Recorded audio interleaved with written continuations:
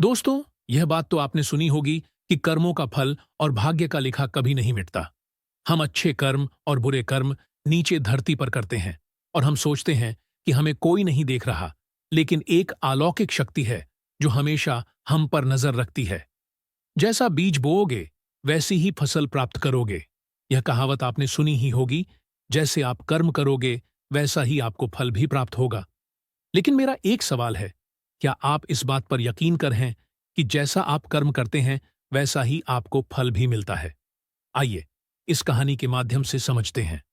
नमस्कार दोस्तों, इतिहास के पी में आपका दिल से स्वागत है। दोस्तों, यह कहानी बड़ी ही शिक्षाप्रद, महत्वपूर्ण और ज्ञानवर्धक है। मेरा आपसे निवेदन है कि कहानी के अंत तक हमारे साथ बने रहे। गांव में रघु नाम का किसान रहता था। उसके परिवार में सिर्फ रघु और उसकी पत्नी रहती थी। एक दिन वह किसान और उसकी पत्नी अनाज बेचने के लिए दूसरे नगर गए थे। जब वह अनाज बेचकर दूसरे नगर से अपने नगर आ रहे थे, दोनों अनजान शहर में एक सुनसान रास्ते से जा रहे थे। जब वह दूसरे राज्य की सीमा से निकले, तो उन्हें रास्ते में कुछ डाकू मिल गए और उन डाकुओं ने उस किसान और उसकी पत्नी के पास जो कुछ भी था, वह सब कुछ लूट लिया। और इस तरह किसान और उसकी पत्नी को डाकुओं ने भिखारी बना दिया। इसके बाद डाकुओं का गिरोह वहां से चला गया। डाकू तो चले गए, लेकिन किसान और उसकी पत्नी को लूटने के बाद वह दोनों चिंता में पड़ गए और सोचने लगे कि आगे क्या किया जाए। एक तो अनजान शहर, और अनजान शहर में दोनों का बुरा हाल था, क्योंकि अनजान शहर में पैसा ही सब कुछ होता है। किसान अपनी पत्नी को लेकर अनजान शहर की तरफ बढ़ने लगा। उसे यह चिंता खाई जा रही थी कि अब मैं क्या करूं, और करूं तो करूं कैसे। वह इसी चिंता में चला ही जा रहा था कि नगर के बाहर एक महात्मा की कुटिया दिखाई दी। वह किसान अपनी पत्नी को लेकर कुटिया की तरफ चल दिया। जब वह कुटिया के पास पहुंचा, तो उसे वहां पर एक महात्मा मिले, जो एक चबूतरे पर बैठे हुए अपने शिष्यों को प्रवचन दे रहे थे।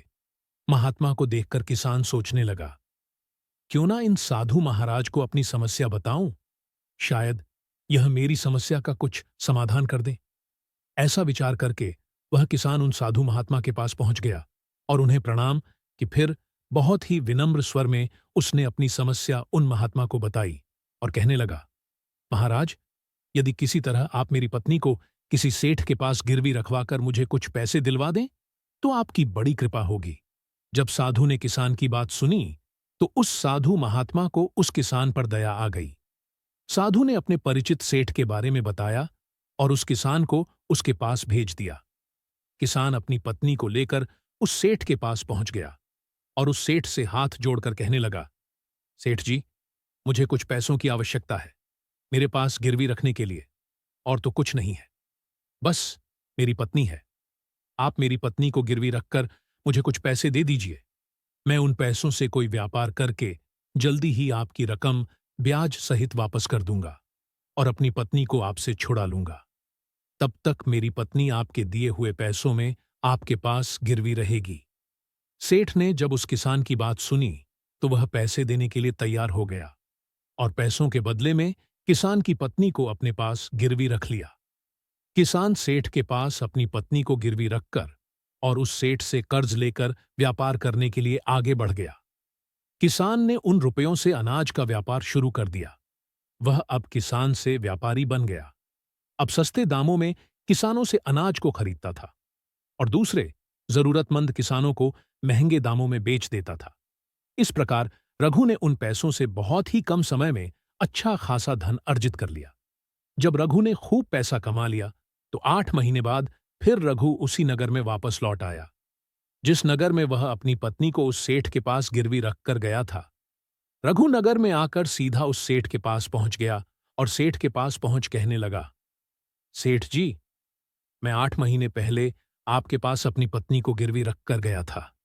आप अपना हिसाब करके मुझसे ले लीजिए और मेरी पत्नी को मुझे वापस लौटा दीजिए।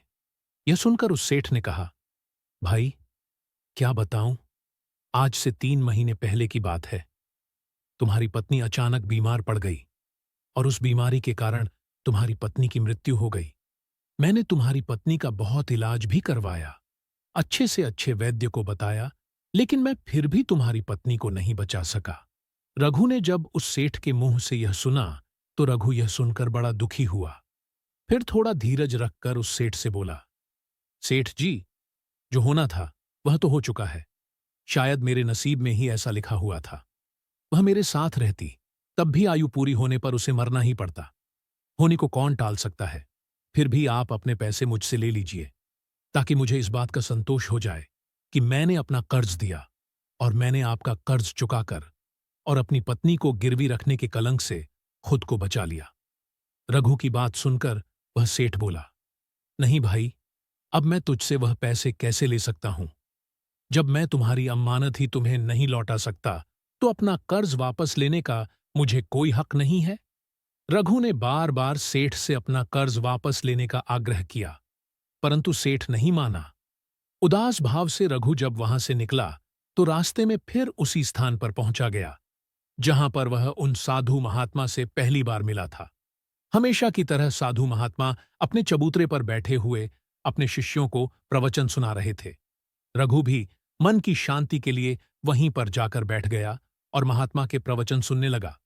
साधु महात्मा ने जब रघु को देखा तो साधु महात्मा उसे पहचान गए और उसका हालचाल पूछने लगे। रघु ने पूरा घटनाक्रम उन साधु महात्मा को बता दिया। वह साधु एक सिद्ध महात्मा थे। रघु की बात सुनकर उस साधु ने कहा, भाई, उस सेठ ने तेरे साथ धोखा किया है। तेरी पत्नी निश्चय